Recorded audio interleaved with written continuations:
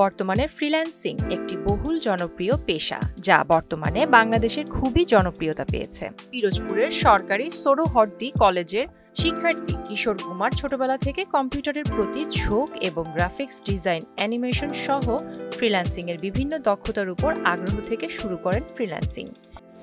৩ বছর ধরে তিনি এই পেশায় কাজ করছেন। এখন ঘরে বসেই প্রতি মাসে তার আয় হয় ৭০ থেকে ৮০ হাজার টাকা।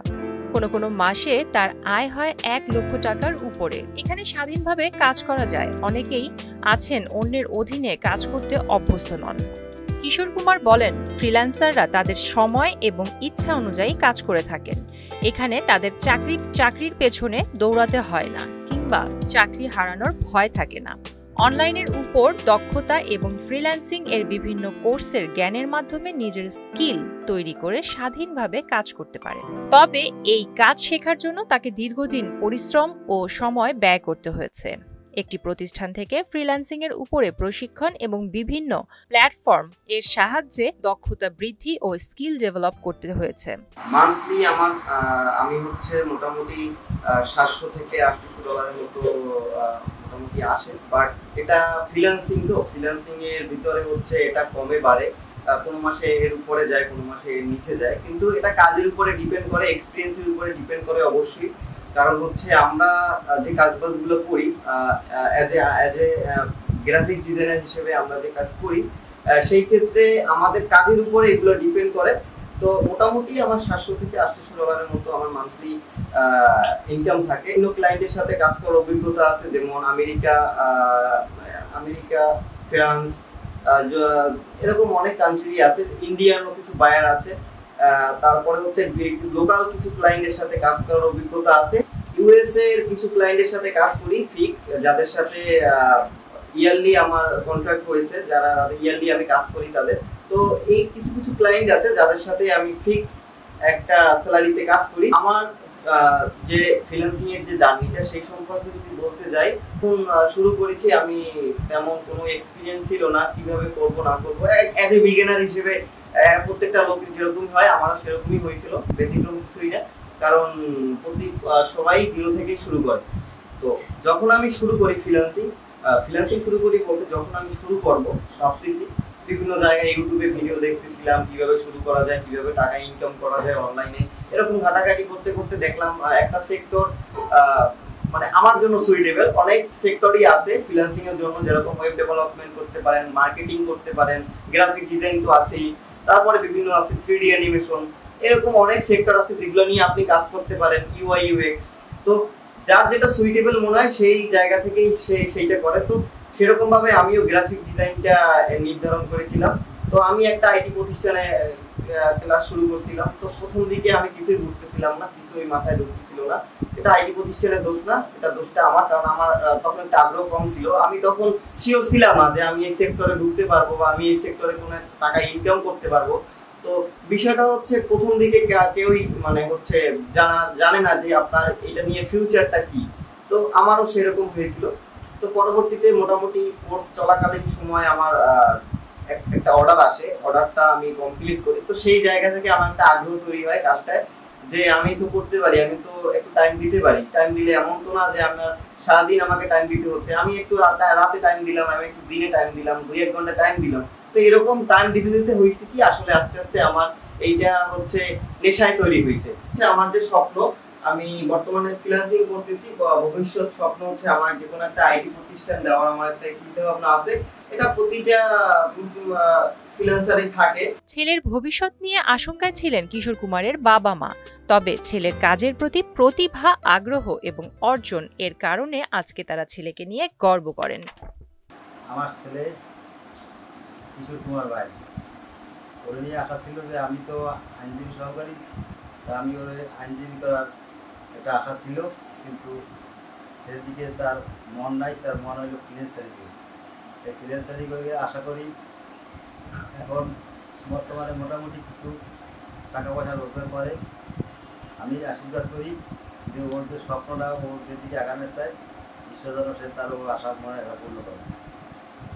এখন একটা প্রতিষ্ঠানে সে দাঁড়াই গেছে, কিন্তু ওর বাবা তো এগুলোর চায় না, সে তো বোঝেই না। তারে বুঝাইতে আমার অনেক কঠিন, মানে করতে হয়, তার সাথে সবসময় তর্ক বিতর্ক করতে হয়, ঘরের মধ্যে ঝামেলা হয়, এখনো হয় ঝামেলা। সে এখনো বিশ্বাস করে না যে আমার ছেলে ইনকাম করে, টাকা পয়সা তার হাতে দেয়, তার বাবার হাতে দেয়, তবুও সে মানে সবসময় অস্থিরতা করে যে আমার ছেলে, আমি লেখাপড়া করাইয়া আমার ছেলে বড় কিছু একটা উকিল বা একটা জজ ব্যারিস্টার বানাবো, কিন্তু ছেলে সেটা চায় না। তার মন ঢুকে গেছে অনলাইনের ভিতর, অনলাইনে সে টাকা ইনকাম করবে, এইটাই সবসময় তার মনের ধারণা। কিন্তু তাই করতে করতে সে এইচএসসিও পাস করছে, এখন অনার্সে সে পড়াশোনা করে, আর এখন ওই কম্পিউটারে কাজ কাম করে, বাহিরের সাথে কাজ করে, এই নিয়ে এখন আছে, লেখাপড়াও চালাই যাইতেছে, আর ওই মানে কম্পিউটারে অনলাইনে কাজও করতে। এমনকি ফ্রিল্যান্সিং করে বিভিন্ন সময় বিদেশি ক্লায়েন্টদের কাছ থেকে পেয়েছেন ভালোবাসা ও সম্মান। What's going on, everybody? Shout out to Kishore for helping me with my new live resin design. I had 10 designs. I needed them all done within a 2-day period, and he came through quicker than everybody to make sure that not only were they done to perfection, but they were done in a timely manner, and that's super important when you're trying to get the best freelancer out there. So if you need a designer, check out Kishore. He is the best. তবে freelancing এর জন্য বাধা হয়ে দাঁড়াচ্ছে সবসময় বিদ্যুৎ ব্যবস্থা সচল না থাকা, ধীরগতির ইন্টারনেট সেবা এবং ফ্রিল্যান্সিং থেকে উপার্জিত অর্থ সরাসরি দেশে আনার সুব্যবস্থা না থাকার কারণে। আমরা প্রথমত বেসিক ইনস্ট্রাক্টর ও ফটোশপের উপরে কোর্স করতেছি, গ্রাফিক্স ডিজাইন ও ফ্রিল্যান্সিং কোর্সে ভর্তি হয়েছি। আমরা এর থেকে ফটোশপ ও ইলাস্ট্রেটরের কাজ শিখে ফ্রিল্যান্সিং করার জন্য আগ্রহ প্রকাশ করতেছি, বা আমরা সামনে ফ্রিল্যান্সিং কাজ করার জন্য এখানে ভর্তি হয়েছি। আর এখানে নাম শুনি আমরা যে এখানে ভালো কাজ করানো হয় বা ভালোভাবে শেখানো হয়, সেভাবেই আমরা শুনে আসছি। আলহামদুলিল্লাহ আমরা সেভাবে কাজ ব্যাকআপ পাচ্ছি বা ভাই থেকে সেই সহযোগিতা পেয়ে যাচ্ছি। আমরা আশা রাখবো যে এখান থেকে আমরা সর্বসাকুল্যে নিয়েই বের হবো ইনশাআল্লাহ। ফ্রিল্যান্সিং এ কাজ করি, তো আমাদের সবাই থেকে আমরা বিভিন্ন মার্কেট প্লেসে কাজ করি। তো আমাদের সব থেকে বড় সমস্যা হলো আমাদের বিদ্যুতিক ঘাটতি, যার কারণে কিন্তু আমরা অনেক সময় কাজ করতে গেলে হঠাৎ করে বিদ্যুৎ চলে যায়, যার কারণে আমাদের ওই কাজটাকে আবার পুনরায় করতে হয়। আমরা 2-3 ঘন্টা যাবত ধরে একটা কাজ রেডি করি, কিন্তু মাত্র 2 সেকেন্ড 5 সেকেন্ড এমন হতে পারে আমাদের 5-6 ঘন্টাও কারেন্টের স্বল্পতা আছে, যার কারণে আমাদের কাজগুলো আমরা ঠিকমতো করতে পারতেছি না। দ্বিতীয়ত আমাদের সমস্যা হলো আমাদের যে পেমেন্ট মেথডের যে সমস্যাটা, সেটা হলো আমাদের বাংলাদেশে সরাসরি কোনো মার্কেট প্লেস থেকে আমরা কোনো পেমেন্ট নিতে পারি না, আমাদের হয় থার্ড পার্টি ওয়েবসাইটের কাছে যাইতে হবে, যার কারণে আমাদের বড় মানে কিছু কমিশন মানে একটা থার্ড পার্টি থেকে দিতে হচ্ছে, যার কারণে আমাদের পেমেন্ট আমরা সম্পূর্ণটা পাই না। প্লাস ইন্টারনেটের সমস্যা, আমাদের যেমন শহর অঞ্চলগুলোয় কিছু নেট থাকা সত্ত্বেও কিন্তু আমাদের গ্রাম অঞ্চল যেগুলো আছে তাতে সেই ক্ষেত্রে তারা প্রপারলি নেট পায় না, তাদের বিভিন্ন নেট প্রবলেম করে, প্লাস তারা সম্পূর্ণ মানে 4Gও ঠিক মতো পায় না। পিরোজপুরের ফ্রিল্যান্সার উদ্যোক্তা এম.এ. মুন্না বলেন, বাংলাদেশের বেকারত্ব সমস্যা নিরসনে এবং বৈদেশিক মুদ্রা অর্জনে ফ্রিল্যান্সিং একটি গুরুত্বপূর্ণ ভূমিকা পালন করবে, যার ফলে বাংলাদেশে কিন্তু একটা বেকার সমস্যার যে একটা প্রকট যে একটা জায়গা ছিল, সেই জায়গাটা কিন্তু ধীরে ধীরে কমে আসতেছে। তো এই সেক্টরে আশা করি আগামী 5 বছরে এই সেক্টর অনেক ডেভেলপ করবে এবং বাংলাদেশের বৈদেশিক মুদ্রা অর্জনে অনেক গুরুত্বপূর্ণ ভূমিকা রাখবে।